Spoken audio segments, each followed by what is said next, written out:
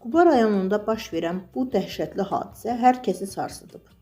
Həyatının ən qayğısız, ən ümidli çağında olan bir yeniyetmənin faciəli şəkildə dünyadan köçməsi təkcə ailəsi üçün deyil, bütövlükdə cəmiyyət üçün ağır itkidir. Məlumata görə Quba şəhər 2 saylı tam orta məktəbin 9-cu sinif şagirdi ov tüfəngi ilə özünü güllələyərək həyatına son qoyub. Hadisənin hansı şəraitdə baş verdiyi hələlik açıqlanmayıb. Araşdırmalar davam edir və rəsmi nəticələrdən sonra daha ətraflı məlumat veriləcəyi bildirilir.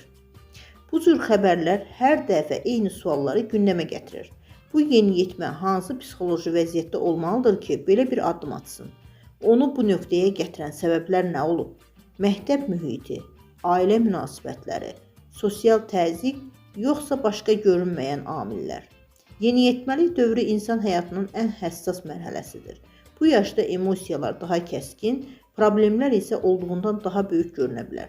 Bəzən böyüklər üçün kiçik görünən bir məsələ gənc üçün çıxılmaz vəziyyət kimi hiss oluna bilər. Elə buna görə də valideyn məktəb şagird üçbucağında sağlam ünsiyyət, diqqət və psixoloji dəstək həyati əhəmiyyət daşıyır. Digər bir mühüm məqam isə silahın əlçatanlığı məsələsidir. Evdə saxlanılan ov tüfənglərinin təhlükəsiz şəraitdə qorunması, uşaqların onlara çıxışının olmaması ciddi nəzarət tələb edir. Bir anlıq emosional qərar bəzən geri dönüşü olmayan faciəyə çevrilə bilər. Bu hadisə bir daha göstərir ki, yeniyetmələrin daxili dünyasına daha həssas yanaşmaq lazımdır.